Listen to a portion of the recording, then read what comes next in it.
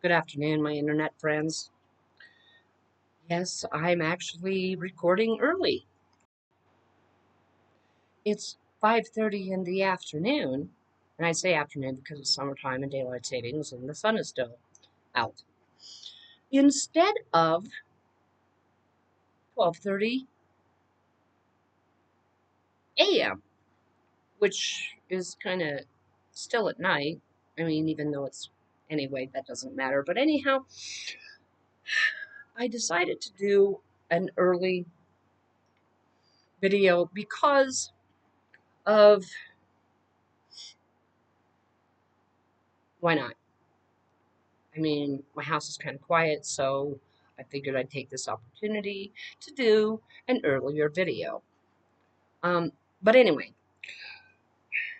one of the particular things that I've been thinking about here lately, because it's what's basically in the news, is the gerontocracy that happens to be governing our country.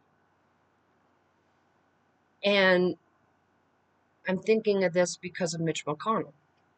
Because it's been 50 days since anyone has seen anything of him.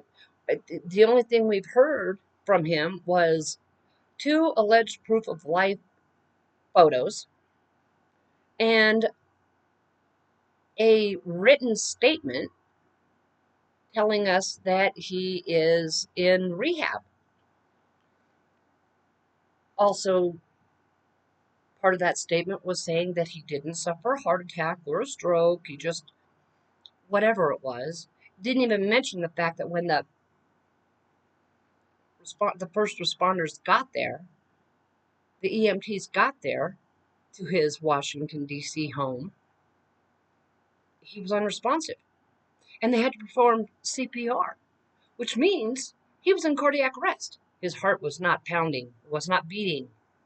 So, anyways, I'm sure you all know this because I'm not talking to stupid people. Anyhow, but this is leading me to another opinion about corporate politicians. Corporate politicians like Mitch McConnell, corporate politicians like Dianne Feinstein, the gerontocracy that are governing our country. Now, here's the thing. You start taking corporate PAC money, you are no longer working for the people that elect you. No, you are working for the corporations that gave you money. And so when you're working for those corporations, those dark money PACs, they start treating you like they treat every other employee in their realms, which is like shit. If these people were not taking corporate money, then they could probably, not probably, they could retire with, I don't know, dignity. They could pass the torch to another person and enjoy their golden years, their senior years. I mean, so yeah, corporate money in politics is a bad idea, is a bad um, policy all the way around.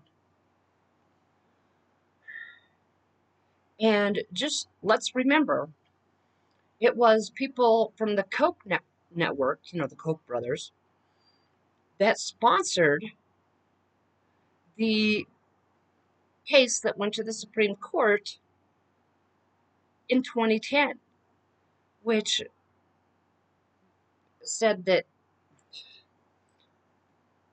donating tons of money to political campaigns was a form of free speech. I don't necessarily believe that, but I'm not a legal person. I'm not a lawyer, so I don't know the legal speak for that. What I do know is that it tilts the tables in their favor. Because back in 2010, when that Supreme Court's decision came down, that's when our politics, in my opinion, got incredibly wonky. And it won't get any better until corporate money gets out of politics. Okay. And we all know this. Taking money from big pharma just makes it impossible to have lower drug prices. Taking money from big oil makes it near impossible to legislate clean energy. So, hence the reason why some of these corporate politicians stay in politics until the day they die, which we saw that with Dianne Feinstein. She died in office. And then, of course, with Mitch McConnell, and we're not sure his exact status. My opinion is that he's gone. They may have him hooked up to machines, and he may be there physically, but mentally, his brain is toast. That's my opinion. That's what I believe. But I don't live in Washington, D.C., so there is no way for me to get into that George Washington University Hospital to even poke around. And even if I could, from what I understand, there are suites of rooms for VIPs that the regular public can't get to, no matter how hard they try.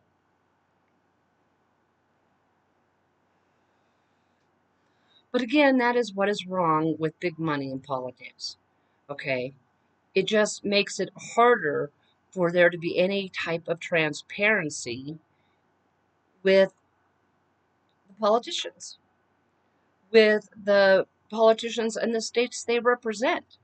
And as we know right now, the state of Kentucky has one United States Senator who is Rand Paul.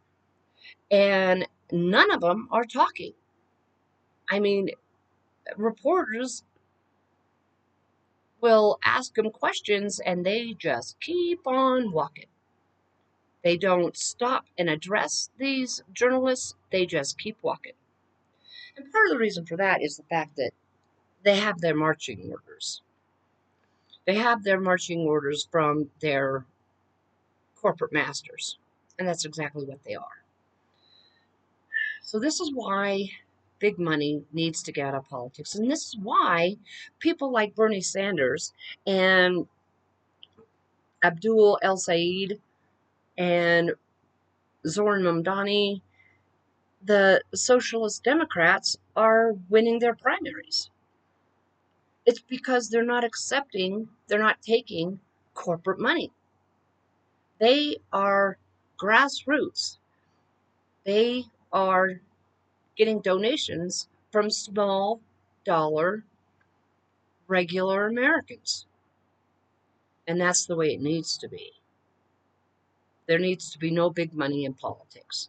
Because if you can take money from just John Q. Public and that be enough, then the person that is running for congressional office, when they win, they can actually do what they're supposed to do and work for their constituents. You know, we have James Tallarico, same thing. Small dollar donors. That's interesting. Small dollar donors. Kind of sounds like a band or something. But anyways, that's my opinion and it doesn't even matter. So, anyway, that is my thought for this Tuesday, August 4th, 2026 afternoon. And maybe I might do another video later on tonight. I don't know. We'll see. But until then, I'm going to end this.